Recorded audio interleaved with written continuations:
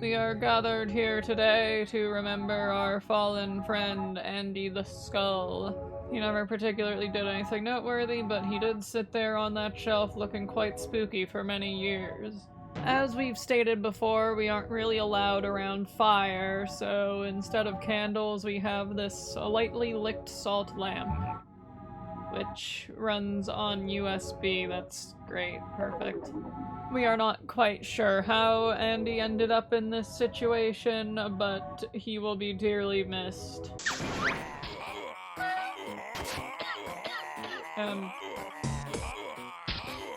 Please. Please. Funerals are for remembering how someone lived, not how they died. Now, please get back on topic. Personally, we have brought along this offering of a, thing for Andy. We're pretty sure this is customary, though we're not certain because we didn't go to our funeral. How about we all go around and say something we remember fondly about Andy? You there. Say something nice about Andy. Oh, that's very nice. That's great. Priest, how about you give us something? Say something about Andy. I don't care. Give some words about the Skull Man.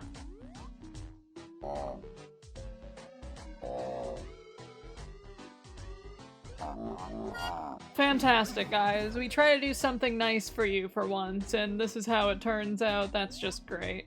That's fine. We're just gonna leave. We're gonna go back to what we were doing. Actually, something feels off. Does the room look different from how it usually does?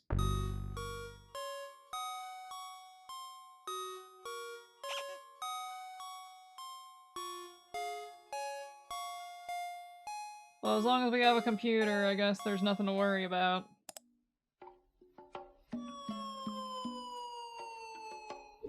Hello, everyone. Weird guy! I said hey everybody, it is I, everyone's favorite character.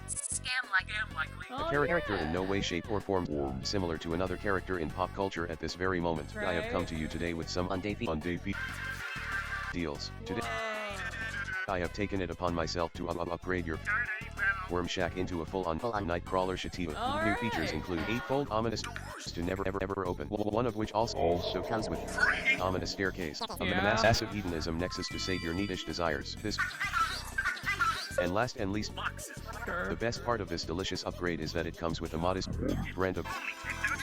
Cool. You will pay this for me by the end of the week, or you. Okay, bye. Yeah, alright, see you later. Rent, huh?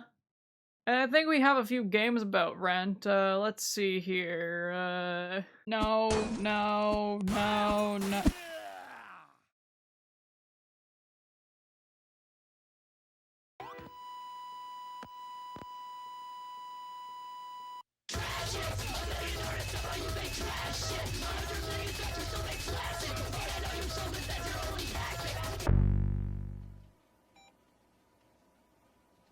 I'm so fucked up. This is Degrees of Lewdity, a weird game that a handful of our friends have been playing and we ended up learning about. And I guess by a handful of our friends we mean like an A-lister and a C-lister. It's one of those infinite life sims sandbox kind of games like Stardew Valley or Story of Seasons or something, except, you know, sick and twisted. It's also, from what we've been hearing, according to other people, extremely elaborate, which is what led to the curiosity to try it out for ourselves. We kind of suck at scripting and speaking and thinking, so you turn the game on, make a little pick crew guide, turn on a bunch of settings, and there you go. Now you live in South London. Have fun. This little guy in question is an orphan on their 18th birthday, I guess, and they have their paperwork held hostage by this big evil man who starts demanding they pay rent in exchange for living there. So you are sent off with the task to help this little guy make money. So the start implies that this is this guy's 18th birthday, but like nothing else in the game actually implies that in the slightest. One of the funniest things about this game is this notice you get right up front when you start it that everything is consensual roleplay and all the animals are people in costumes. Like, okay. This little fish that has a concerning interest in your wiener for some reason. There's a little guy in there. It's really itty bitty. Like, yeah, I get it. Whatever helps you sleep at night, but like, these are pixels. Is the consent not the fact that you, the viewer, have to choose to interact with this? Like, you don't go turn it on Clockwork Orange and the ghost of Stanley Kubrick pops out of the screen just like, oh yeah, just to be sure, all this is consensual. I don't know what Kubrick sounds like. I just went for like... I just went for like Filbert from Rocco or something. Who is this? What is this voice? When you start this game, you actually get like a ton of customization, like ludicrous amounts even. You can be a boy, girl, even intersex. You can set the rate of male to female NPCs. You can set the rate of trans NPCs. You can set the rate of how many NPCs just happen to have strap-ons on them at all times. You can even live the dream and have people referred to as their preferred gender regardless of their genitals. You can also set the rate of how many people have dark skin, which defaults to 10%. Yeah, whatever you say, man. You can set all sorts of kinks, which I honestly recommend you do so because you probably aren't into everything in this game. You're a big kid, you're playing a hentai game, you can decide what you want when you want. Get into those advanced settings and start clicking levers around. So in creating your character, you get your choice of these Dark Soul Origin type things. Tooltip Man will pipe up saying he recommends that you go with this one called, Waif? Waif? You, so waif-like, so pouty. Waif? And let me tell you, that's just a way to shoot yourself in the foot. What you really want to do is make a character knowledgeable about sex and pick one of these ones in blue. Choosing one of these blue origins unlocks your true potential, because as soon as the game starts, you can uncheck this box in your attitudes menu. Unchecking this will prevent a whole bunch of your stats from decaying over time, and while the game warns you that this is probably a bad thing because it makes your control harder to manage, in actuality, these stats really let you wrangle any situation you want into a consensual situation where you are in charge. So yeah, screw the self-sabotaging tutorial tip, man. You go crazy, girl. Don't mind if I do!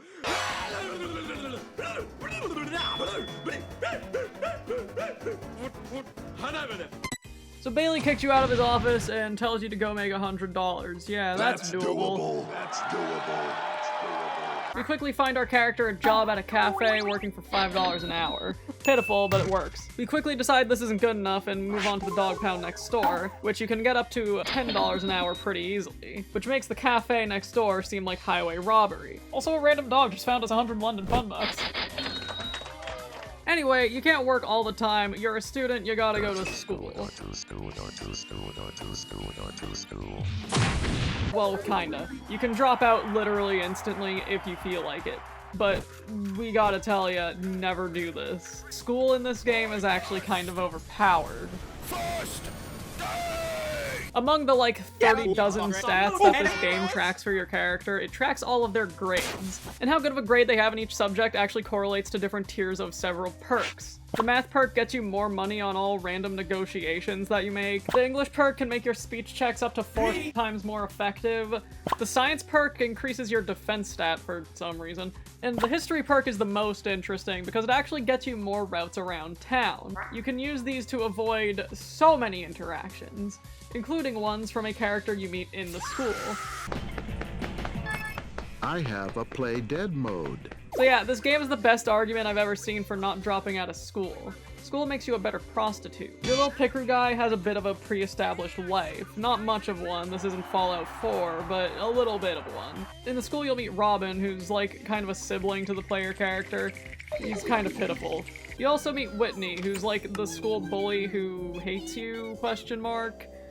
I don't like him that much. I try to ignore him as much as possible. The school also has other inhabitants that are important. You got Sydney, the Catholic guy. You got Kyler, the yandere guy. They're around, but they're not really important to our play session specifically, so I'm not going to talk about them. You can be friends with Sydney. Kyler can break into your house. It's just normal stuff. Play the game yourself if you want to see where their romance options lead. An interesting decision about this game is that none of the named characters actually have dialogue portraits or really any descriptors. It's all just up to player interpretation. In fact, no one in the game has a set gender.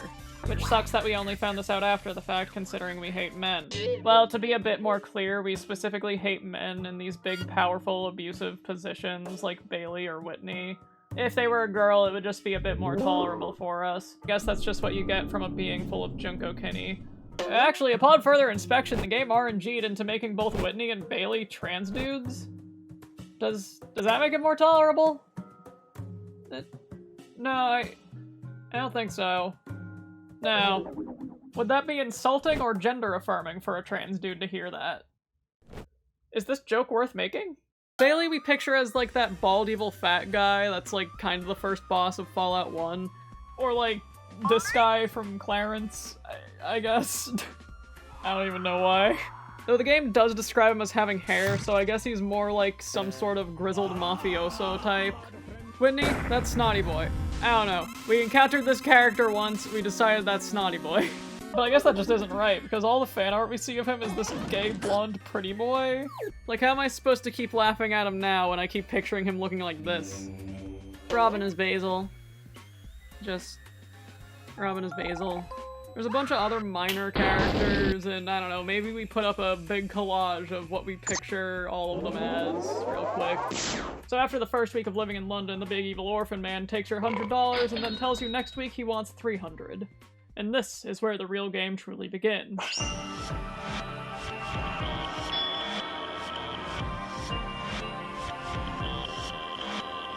Now, of course, part-time jobs aren't the only way to make money in this sex simulator. You can absolutely have someone run up to you on the street and say, hey, do you want to exchange this money for goods and services? And hey, you can goods and service them. This is a really good way to make money in this game because for some reason, sex is a time hole and everyone busts within like 5 minutes, so you can actually fit in a whole lot of this along the day. We can't thrust at each other because that's a standards problem. There's of course plenty of non-sex random encounters to make money too. Sometimes people will ask you with help moving, you get 30 bucks for it. Sometimes someone will ask to buy your underwear. Hell, I don't know, I didn't need them. One of the best strategies we've come up with is just anytime we have free time at all, meandering around the rich neighborhood and knocking on doors. There is so much frivolous work that the rich people NPCs will ask you to do. It doesn't even make sense half the time. Sometimes someone answers the door and says, hey, you want to garden for like an hour and get 120 bucks? And other times it's just a random girl wants you to have a tea party with her and she gives you 50 bucks. It's insane! I was so expecting knocking on rich people houses in this game to get like all sorts of insane tasks like, oh yeah, get naked so you can be my sushi board, or whatever. But no, they're all just frivolous and stupid. So we're 2 weeks into this game. Where's all that non-con consensual roleplay? We take the camera anywhere we want. Where's all that consensual roleplay that it advertises on the box? Well, all around you, really. I've just kind of been ignoring them. Not through editing, mind you. I mean, this character has literally never had a non-consensual situation happen at them. You'll sometimes get an encounter where it feels like you're being followed. The secret sauce to this is if you act completely naturally, walk normally, and keep your chin up, they lose interest entirely. In addition to that, we've been raising this character just like Buddy Armstrong. This world is evil and wants to hurt you, and you're going to have to be willing to hurt it back. All of this character's free time is spent working or working out. Yeah, looks like it's in pretty good shape. Can I fuck it up? I wouldn't. The third week comes around, rent increases to $500, and we make our little guy take up a job at the docks, which is extremely physically taxing, but has a $120 payout at the end of the day. You can only work the docks on weekends because it's a 12-hour job and you're a school kid, but this $240 infusion is very good. So all of this dock working and running and swim class made this character's physique stat skyrocket to the max. And now anytime someone makes an unwanted comment, we can just hit them with the... They literally just hit the terrifying presence from Fallout New Vegas and make everyone run away. By the way, this school has a swim class. Is that like normal? Do they have swim class as a regular thing in Britain? Speaking of the physique stat, 3 weeks in, we have finally encountered Whitney, the bully character, again after ignoring him for like 2 weeks. But this time around, we can just thrash him to the ground and take a huge chunk out of his dominance stat. But as dominant as you can act socially in this game, we haven't really found an option to top anyone else. This game is absolutely made for submissives. Even if you play the way we do, it's more of like a bratty sub or power bottom type vibe than it is actually being dominant over anyone. Like, come on, man, we got a wiener too. Genie, you mind if I'm on top tonight? We basically just created a little panty anarchy, just having sex for fun and beating the hell out of anyone who looks at them funny. Not that this is a bad thing or anything, mind you. Remember, kids. In adults' bodies. Because you're traumatized and never mentally aged. We don't slut shame, we slut praise. I don't know what it is about this game, but it just doesn't leave our mind ever since we played it. Like, it ends up in our dreams, that's how bad it is. And no, it's not because we're gooning our brains out to this or whatever, it's because of all the stat min-maxing and how we're going to pay rent next week. Okay, sure, you pay the $500, but you're gonna need $700 next week. Being a dock worker gets you $240 a week, but how else can we make money? Meandering around the rich neighborhood and asking for work relies on random encounters, but the random encounters can get you up to $120 in one encounter. So I even bother with this dock work part-time job when you can just spend all of your time on the street getting money from random people. In fact, why spend any time on a part-time job in this game at all? There's an entire system in this game about how the manager and the workers of each job view you, but why does that even matter? You're telling me to become a stripper I need $500 to get a fake ID? I don't have $500!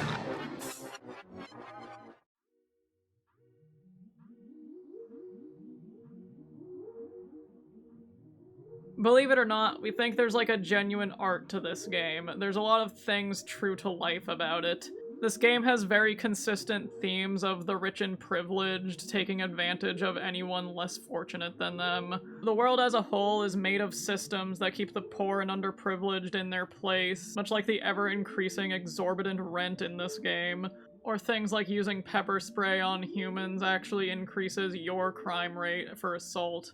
Yes, Degrees of Lewdity is a ridiculous sex game in a world that doesn't make sense, but there is some truth to it. No matter what happens or how dour a situation may be, the player character never gives up and they never die. They just keep bouncing back and carrying forward. And there's a truth to that too.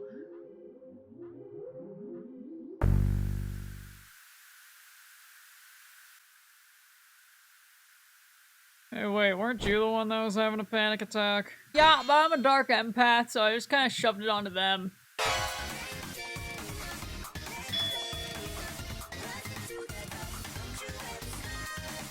So we take a break from the game for a while because it stresses us out. But we later end up in another conversation about it, this time with a new C-lister. C-lister B tells us about a job that exists outside of town where you can just work at a farm and it pays pretty well. So we turn the game on again, make our little guy make a hasty pilgrimage outside of town, and yeah, there is a job here. The main downside to the farm job is that it is so far out of town you usually need to hitchhike there to get there in any reasonable amount of time. Most of the time it's actually surprisingly safe for a game like this. Most people will just drive you where you're asking to go. But sometimes it is more what you would expect from a game like this. Sometimes it's a gaggle of rapists you have to punch in the mouth, sometimes it's a guy who's asking for sexual favors in exchange for the ride. What the hell is even the through line with that visual? What? It's a sizable boost to both our base and our bonus income, being $50 an hour, and any actions that increase the farm output contribute to a bonus at the start of the next day, usually totaling over $100. The farm job's pretty simple. You got feed the chickens, milk the cows, feed the pigs, milk the bulls, plow the crops, milk the horses, milk yourself, xenomorph, fix the fences, all pretty normal farm fare. Not okay! Yeah, for anyone who's getting skeeved out by the idea of animals in this game, you can go into the settings and turn beast mode off and they'll get replaced by typical anime cat boys or whatever. But even if you do decide to leave it on, they turn into them anyway once you reach a certain Bloodborne insight threshold. I'm gonna rape you! Yeah, that's another mechanic we never mentioned. The farm job is also pretty great because 90% of the things you do here will increase your hand skill, which can lead into way higher paying jobs at the highest levels and also allows you to sexually satisfy someone within like 5 seconds.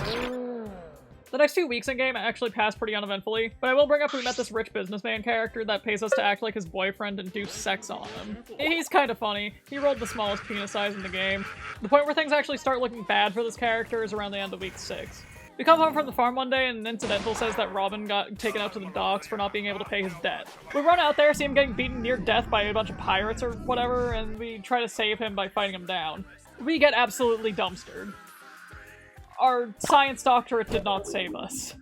They get annoyed with us, throw us overboard, and we end up getting eaten by a whale.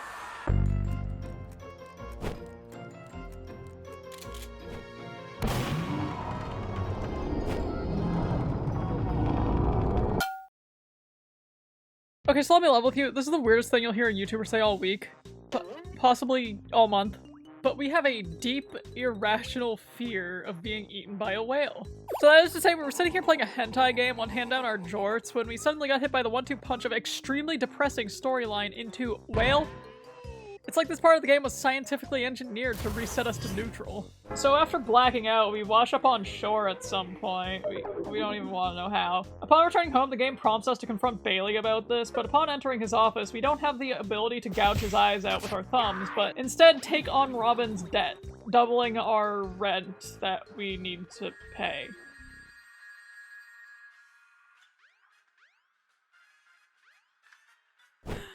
Get fucked, Robin, baby! Should've stacked more paper when you had the chance, bitch boy! Alright, I think we've finally learned enough about making rent to deal with this. We'll have this guy's debt paid off in no time, baby!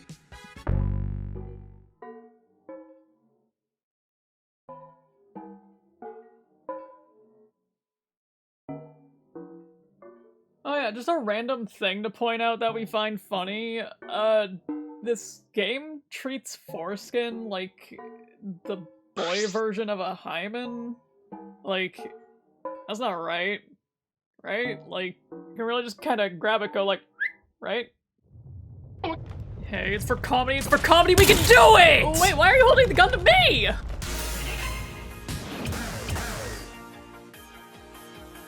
Oh yeah, Rape's so funny.